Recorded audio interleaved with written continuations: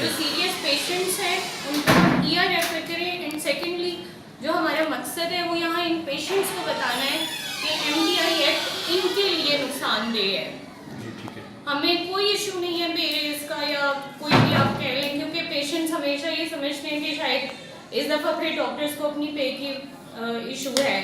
लेकिन the thing is कि यहाँ अगर हम बैठे हुए हैं तो मैं सुबह से जितने भी पेशेंट्स आए हैं मैं उनको बता रही हूँ कि 220 की पर्ची होती थी अल्ट्रासाउंड की और अब 500 रुपये की हो रही है।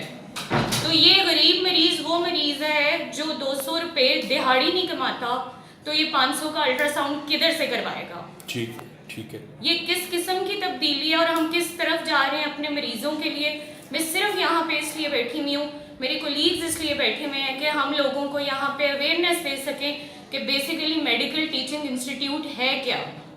हम पम्फलेट्स बनाएंगे, हम लोगों को बताएंगे। हमारा मकसद आपके थ्रू बताना इसलिए है कि आवाम देखे, क्योंकि जो आम आवाम है ना उसके पास प्रिंट मीडिया है, ना पेपर मीडिया है, ना टेलीविजन है। जब तक आप लोग हम लोग इन लोगों को नहीं बताएंगे, उनका तो जो दिल करता है, ब्यूरोक्रेसी जो दिल करता है, सियासतदान जो दिल करता है वो करेंगे।